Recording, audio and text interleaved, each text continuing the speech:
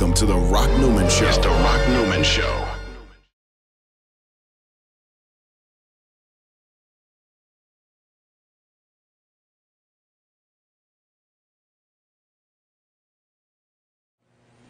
Welcome back, folks, to the last hour of the Rock Newman Show live from Busboys and Poets. This evening, we celebrate my diva's birthday, Nelson Mandela, 95 years old. Today, July the 18th, 2013. We've had just a scintillating program. Really appreciate all of you that are tuning in and those who have come out here at Busboys and Poets to join us live. We have a very special segment here as we celebrate Nelson Mandela's birthday. There's a gentleman that I want to introduce to you. His name is Jonathan Tuck, and he wants to talk about a D.C.-based organization and operation. It's D.C. Youth Slam, which is sponsored by Split the Rock. These young folks that are sitting next to me made a sojourn to South Africa, and we want to find out why they went there and what they did while they were there. In addition to that, they are going to bless us with some of their incredible poetry. Stay tuned. Jonathan Tuck, welcome to the Rock Newman Show. Thank you so much for having me. It's good to be here, Rock. Tell us a little bit first about DC Youth Slam. The DC Youth Slam team has been around for about 2 decades now, and it is a collective of young poets in the city who do spoken word poetry, and they represent our area at a national competition every year called Brave New Voices. And so it's a year-long program where we go out and we do poetry programs at places like Busboys and Poets, where we have a monthly event, and we go out into high schools and we find these talented young poets, and we bring them together and we try to find who can best represent our area at this national competition. We give them training, we bring in poets from the community, adult teaching artists who will work with them, and through Split This Rock and the different programs that we have, we're able to develop their skills and to be better public speakers, better poets, but also better people. At Split This Rock, we're very focused on social justice. And recently, your group, the group, went to South Africa. What was the impetus of that? How did that come about? That was amazing. It came about because the government is one of our funders, the D.C. Commission on Arts and Humanities, and our D.C. government is actually in a sister city program with the city of Tshwane in South Africa, in Pretoria. And so these two capital cities, they had this agreement. And so they put out a grant saying, look, if anyone wants to go, if there's any artists in D.C. who want to go there, write us a proposal, let us know what you would do. And so we were like, this is perfect for the DCU Slam team to give them an experience. The DCU Slam team is primarily African-American, and most of these students haven't been to the continent before. And so making that trip to the motherland in and of itself is a big deal. But then going to Pretoria, going to South Africa, specifically, 20 years after apartheid, there's a lot going on there that if we're studying social justice, if we're studying activism and the role that arts can play in these movements, that is a key place to be. Jonathan, I would like for you to introduce these two poets, and I very much want to talk to them about what they experienced on their journey. I would like to do that as well. So these are two poets on the DCU Slam team. Right next to me, this is Lauren May. Lauren, welcome to the Rock Newman Show. And right next to Lauren is Thomas Hill. Thomas Hill, welcome to the Rock Newman Show. Thanks. Okay, let's jump right into it. Man, you left Washington, D.C. Where'd you grow up in Washington, D.C.?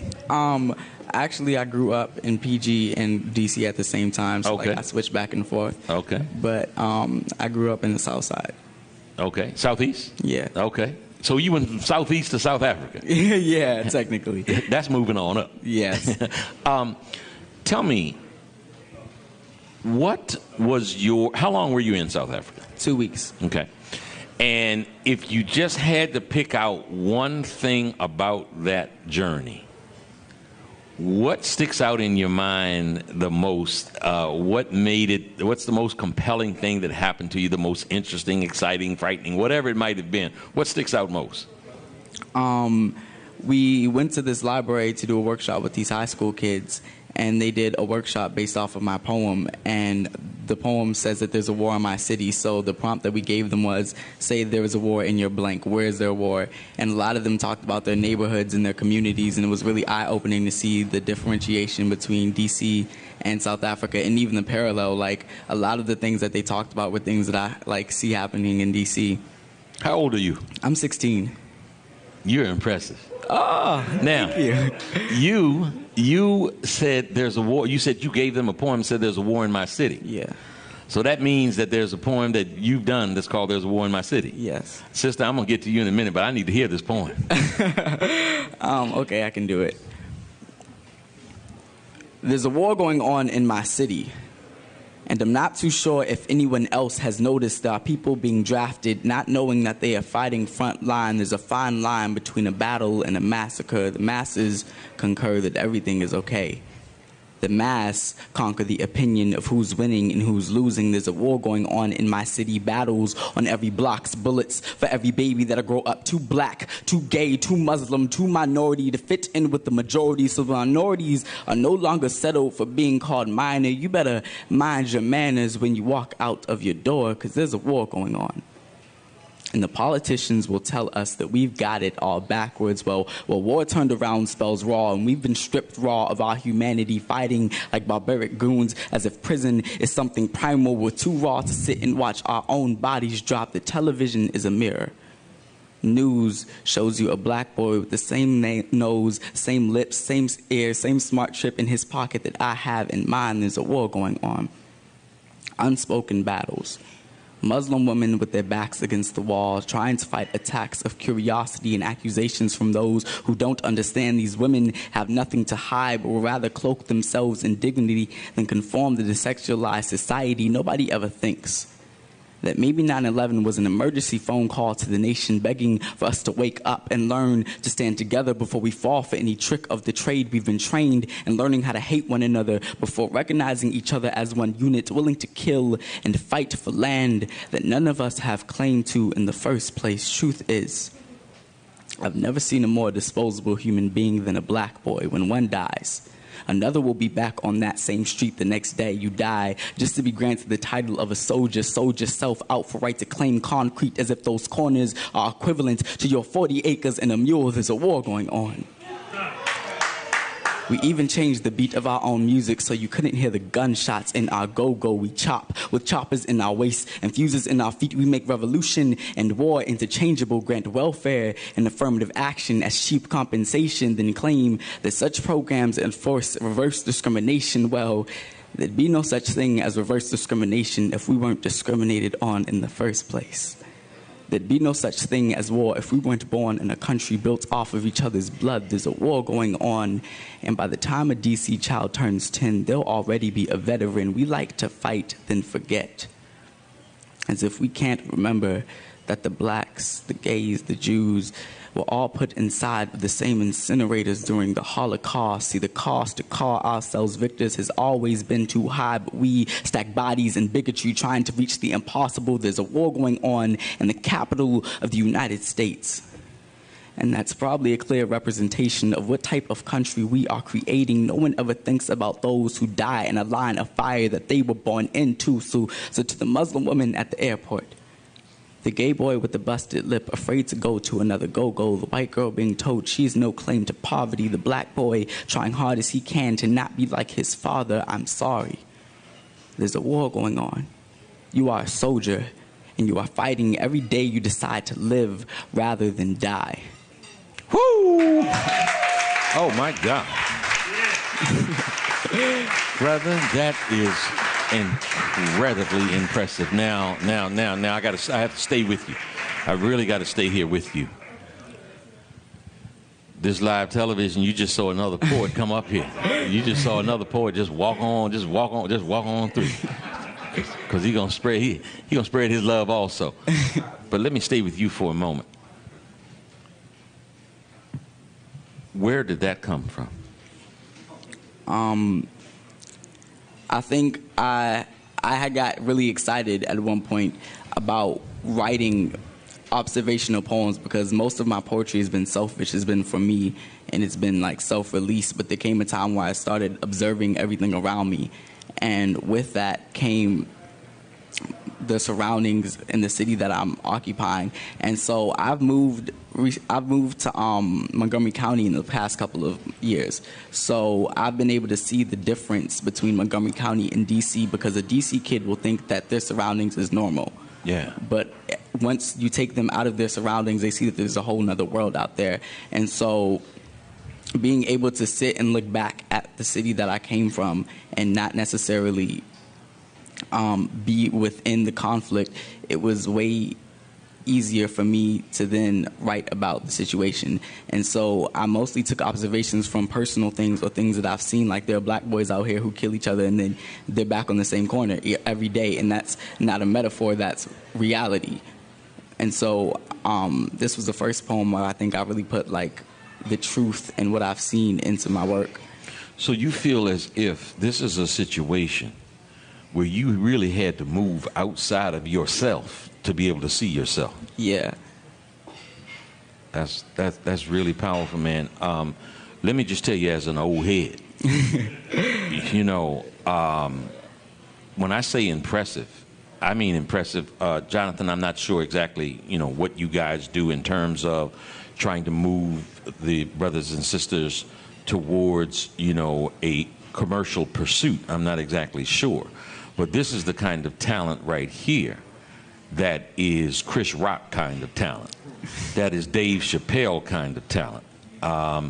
You know, if I might be able to be so bold to say it, I recognize talent. And there's a whole lot of talent right here. My dear sister, tell us about going to South Africa. Where did you grow up first? I grew up in Southeast D.C., and then a while ago I moved to Fort Washington. Where did you grow up in Southeast? 22nd Street. There was a lot going on there. Tell me what, when you say a lot going on, here, one of the things we do here at the Rock Newman Show, we keep it all the way live and all the way real. What was going on? I really didn't like understand everything until I was like older, but it was just crazy things that as a child I probably didn't take in as much like as I would have if I was a lot older. Here's what I want to do. You know, we have an audience out there that I want to be able to understand your voice and to understand you. That whatever you might say 10 minutes from now, part of where that might have come from. So I'm gonna ask you again, and it's okay. When you said you saw some things going on, talk to me. There were like a lot of drug addicts where I grew up, and they would do like really crazy things. Like what? Because I want folks to know, they get to know you by knowing what you've seen and knowing what you've experienced.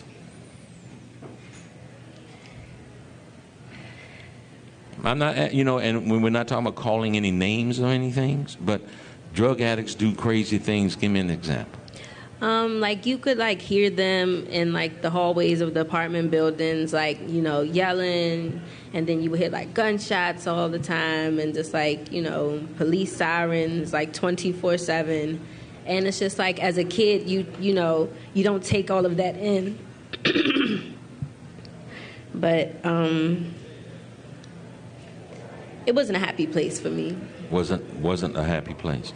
Now, you now have moved from that unhappy place. What impact has a change of environment had on you, if any?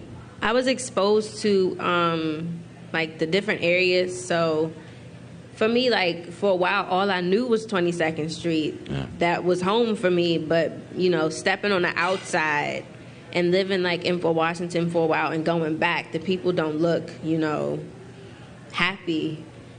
And I think the people are sort of the same. I think when I first moved there, I expected it to be like all peaches and sunshine, but in reality, I don't think it's the place. I think it's the people in the place. Right. Well, we want to come, when we come back, we certainly are going to come to some of your poetry. We're also going to get familiar with your partner over there, with his Angela Davis. She's sporting that Angela Davis too. We'll be back in just a moment with the poets from Washington D.C. here at Busboys and Poets in Washington, D.C.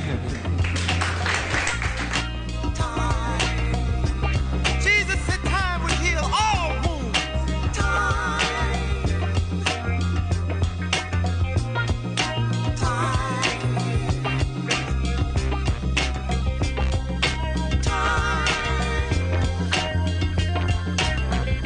My baby drives a bull handcuff.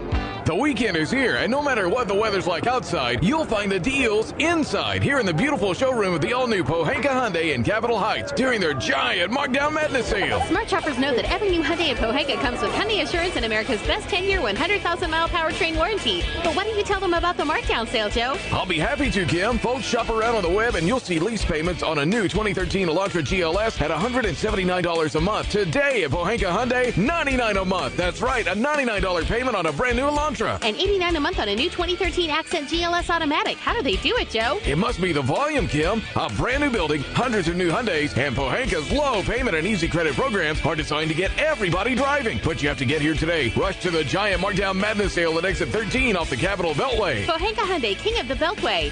All financing for a limited term on approved HMF credit. My baby drives a bull handcuff.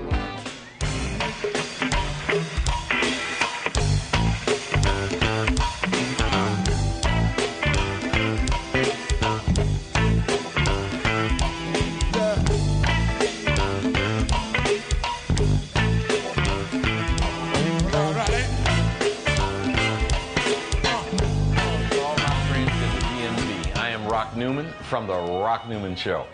I want to tell you about the MGM Grand National Harbor, the most exciting project to come to the District, Maryland, or Virginia in quite some time. You're going to have great fun. Come on down, support this project with all you have. It is going to be wonderful for the area. We're going to increase our tax base. We're going to get funding for the police department, for ambulance, for fire, for education. It is really a project that is going to benefit our area. Folks, we want to support in a very strong DMV kind of way this great project from the MGM Grand National Harbor. And we're back. July 18, Nelson Mandela's birthday. We are celebrating it, and we're celebrating it here with some young poets from Washington, D.C. It's called the D.C. Youth Slam. They're sponsored by Split the Rock. They just went to South Africa as a result of a grant from the D.C. Arts and Humanities Commission. Hats off to Vincent Gray for keeping that alive and well. And we were just talking to Lauren. Lauren was talking about growing up on 22nd Street in Southeast. Folks, I've been involved with some folks who grew up in Bed-Stuy, who grew up, I'm talking about Mike Tyson and Riddick Bowe. And they affectionately used to call where they grew up 250 Lot Avenue there in Brooklyn, Gunsmoke City. For those of you who might want to understand what 22nd Street Southeast is, it wouldn't be way wrong to call that Gunsmoke City also, unfortunately. But Lauren has survived that. Lauren was sharing with us her experience of moving from there and going back and recognizing that it is not necessarily the street that the people live on, it's the people that live on the street. Lauren, you got a poem for us? Yes. I have a poem that I did when I was in South Africa. I visited a high school. It's called the Hammanskraal High School. And the first thing I noticed, like when I pulled up, I was like, I have nothing in common with these girls. I don't know what they'll be able to take from my poetry. And it was scary, and I was really nervous. But tell me this. Tell me your first observation. You say, I have nothing in common with these girls. Why did you feel that way? What did you see that made you feel that way? I don't know. It was just a feeling that I got. I don't know if it was necessarily like a visual. It's just when the bus pulled up, it's just a feeling that overcame. It's just like we come from two different sides of the world. Yeah. And like they were out in the township. Yeah. So it was further out in the city than we had been before. Okay. So you didn't feel like an instant, connection or chemistry or anything? No. Let us have your poem. Okay.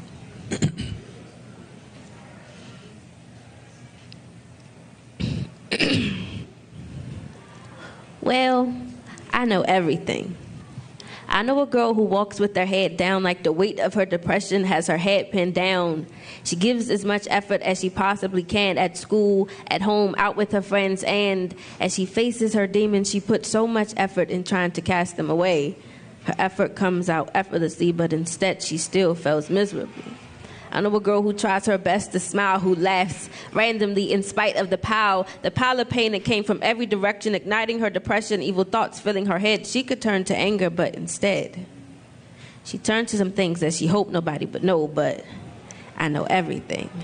I know a girl who was so intertwined with her misery, she found herself in a bottomless pit of it. She wallowed in morbidity. She swam in desolation and almost drowned in sorrow, so she would swallow gulps of that burning liquid gold, that sour brew that seared her windpipes until her rumbling tummy was full, like my parents' gas tanks never are. She hoped it would numb her tired little body. She hoped she could escape her life for a moment, yet all she did was talk in cursive and stumble. She only woke up feeling worse than she did before, and so she drinks some more. I know a girl who could never find peace, so she pieces together what little she has and comes up with a plan in hopes that this drug will lift her mood. See, she inhales and holds that potent vapor and holds it until her lungs are screaming for air. She chokes and gags because she's suffocating herself with the fumes, listening to her favorite music that carry her away with their tunes. I know a girl who's found her leeway in life, and she will continue to ride this trippy roller coaster until she smokes and chokes her miserable life away. She will continue to chase this trippy train until her misery stops driving her insane. I know a girl who knows her pain will only return again, so she smokes end on end and is taking up drinking yet again.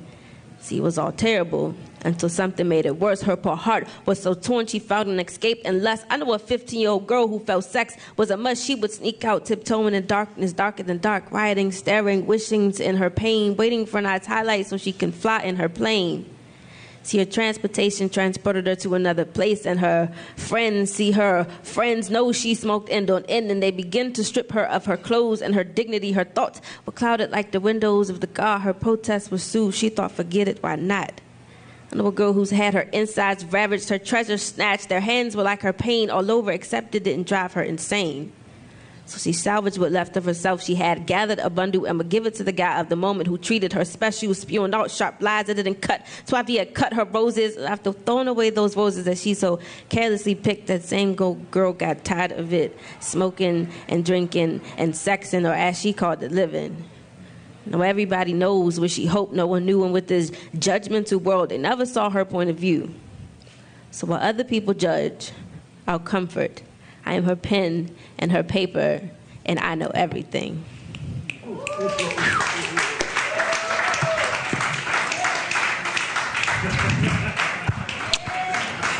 That was real special. You guys are just incredibly talented. We got Kosi in the house. Kosi came late, but Kosi came, he made it here. And it's truly true statement, better late than never. Kosi, you went to South Africa. What was the most memorable thing about your trip to South Africa? Well, it was my second trip to South Africa. My name Kosi is short for Mandlin Kosi. My father grew up in South Africa. He grew up in Durban. And we brought us to visit family when I was 9. So coming back, you know, when you're young, you don't really notice. Like you only see things, you don't really take things in personally. So this is my first trip going without my family, and really feeling home in South Africa. South Africa always felt like my father's, because I grew up American all my life. So coming, guess with the group by myself, I experienced it South Africa like my own, and it was I needed that to feel rooted somewhere else. How old are you? Oh, I'm 18 years old. And where did you grow up here in America? I grew up in Largo, actually, out of D.C. I'll go in and out because my dad works at Gallaudet University. Right. But, yeah. And so, did you feel a sense of going? Did you feel a connection when you got to when you got back to South Africa? This time going without your parents, because my sense would be, you know, when you're going with your parents, you're kind of doing something that your parents are doing. Yeah.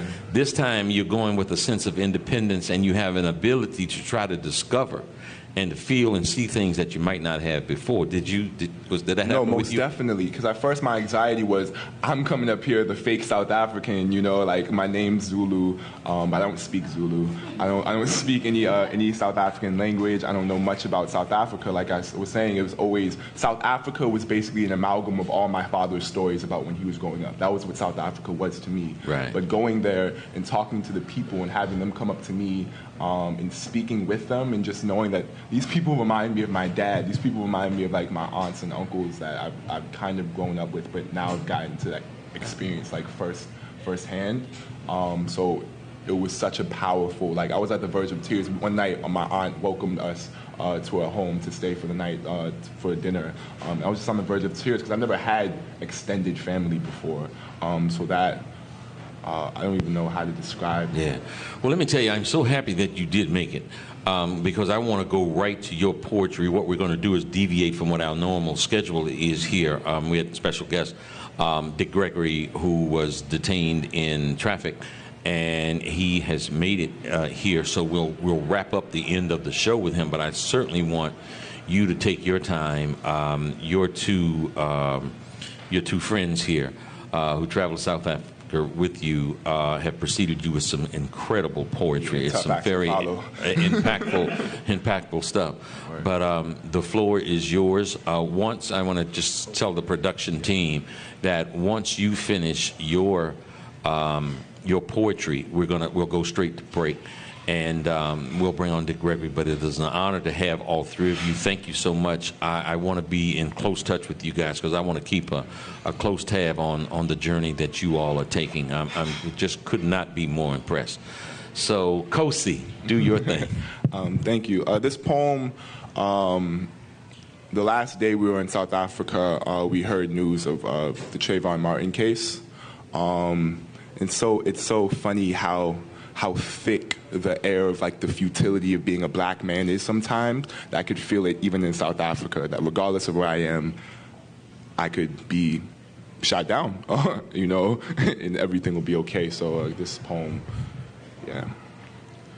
I am a threat, they say.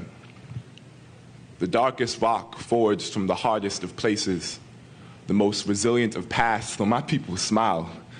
They beat their feet and dance for their unmakers, the ones who harbored us here in chains, their darker brothers, skin like fertile soil and limitless potential. I am threatening. They say suspect, misfit, colored, boy, black boy, gangbanger, Emmett Till, Trayvon Martin, Jordan Davis, niggers threaten them, they say. And as the white lady walks a little quicker as I come close, I think to myself, I'm no threat. I'm just a boy. Just kinky hair and 1,000 wishes, spitting fire from the mountains in my throat. They're trying to suffocate stuff like us. This is genocide. This is Gen 6 with a full clip as full barrels blast little black boys, cap little monkeys in little barrel caskets. It's sickening how still we stand on soil where soiled men can't stand or stand. Stand tall and hold your ground. Stand tall and hold him, mothers. See your son for the last time. Stand for the last time, sons, before their bullets blast your sons. See, our sons be too black to shine, too low to stand, so they stand their ground. Sinister statues, shadows of men run amok, cursed hands stained with blood. I hope they drown in the sea of me, the sea of fire siphoned from the earth I be. The day they say I'm too black to see, but can they really stand their ground if the ground is me? I'm just a black boy, a threat. An earthquake, magma erupting, fashioned from the hardest of places. There is no threat more godly. Stand your grounds and be gods with me. Stand your ground before it's stepped on, crushed under enfeebled law, an unjust stone steeled by fear. Ain't it earth-shattering? The chaos hate can cause when sniping on the shoulders of giants. This is the Rock Newman Show.